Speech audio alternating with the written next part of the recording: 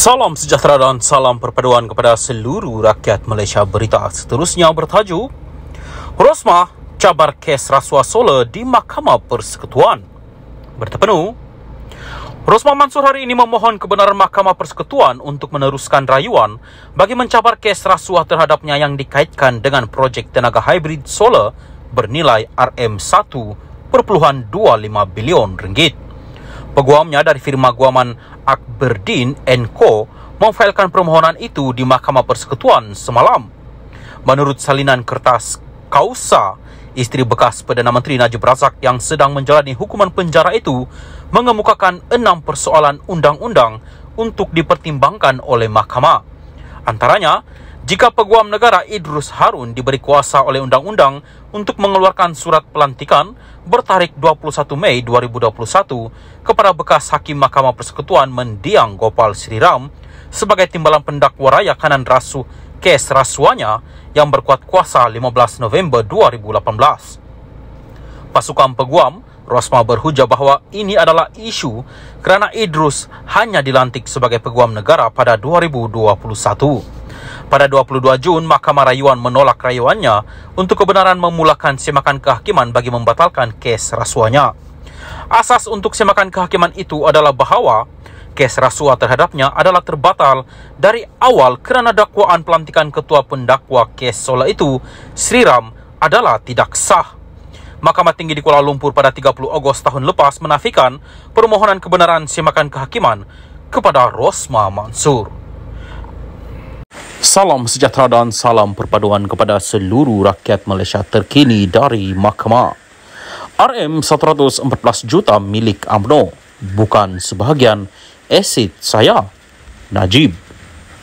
Bekas Presiden UMNO Najib Razak berkata RM114 juta yang sebelum ini diarah dikembalikan oleh mahkamah adalah milik UMNO dan bukan sebahagian daripada asetnya. Dalam affidavitnya sebagai jawapan kepada tuntutan Mahkamah Wan MDB terhadapnya, bekas Perdana Menteri itu menjelaskan bahawa ini adalah sebab mengapa pendedahan asetnya tidak mengandungi RM114 juta berkenaan. 2 bulan lalu, sebagai sebahagian daripada tindakan sivil terhadap Najib, Wan MDB menuduh bekas Menteri Keuangan itu hanya membuat sebahagian pendedahan aset kerana gagal memasukkan RM114 juta berkenaan. Pengerusi Wan MDB, Johan Mohamud, dalam affidavit mendakwa Najib mengisytiharkan RM1,10,258.62 dalam akaun banknya yang tidak termasuk wang tunai RM114 juta yang diarah dikembalikan oleh mahkamah pada 2021. Pada 2021, Mahkamah Berasingan di Kuala Lumpur menafikan tindakan kerajaan yang berkaitan dengan Wan MDB dilucut hakkan terhadap RM114 juta itu dengan wang itu dikembalikan kepada Najib dan UMNO. Saya dengan sesungguhnya menyatakan bahawa RM114 juta yang dilaporkan dikembalikan kepada saya tidak menjadi sebahagian daripada aset saya kerana pada setiap masa jumlah RM114 juta itu dipegang secara amanah oleh saya bagi pihak UMNO selepas pilihan raya umum ke-14 yang baru terusai beberapa hari sebelum serbuan di apartmen saya.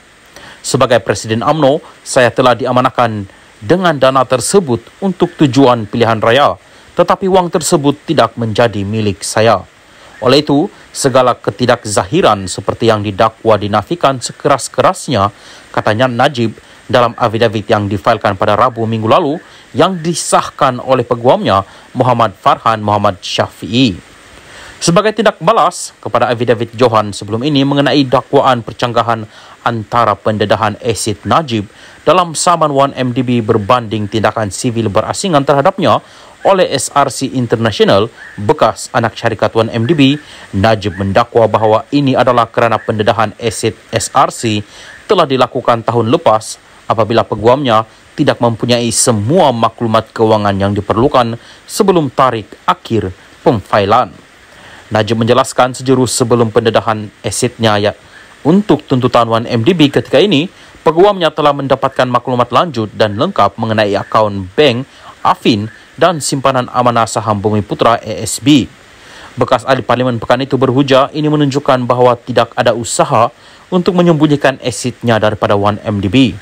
Tahun lepas, berhubung saman berasingan oleh SRC, Najib membuat pemfailan mahkamah mengenai asetnya berjumlah RM4.49 juta ringgit.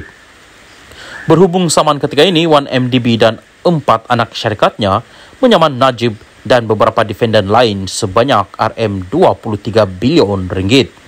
4 anak syarikat dana itu ialah 1MDB Energy Holdings Limited, 1MDB Energy Limited, 1MDB Energy Langat Limited, dan Global Diversified Investment Company Limited yang berpangkalan di British Virgin Island, sebelum ini dikenali sebagai 1MDB Global Investment Limited.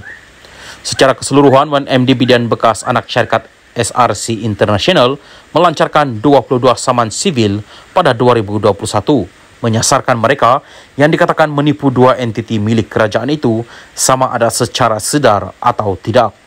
Mahkamah Tinggi di Kuala Lumpur sebelum ini telah menetapkan 14 Julai untuk mendengar permohonan Najib untuk membatalkan instruksi Mareva yang cuba menghalangnya daripada melupuskan aset AS 681 juta sementara menunggu pelupusan tindakan sivil 1MDB.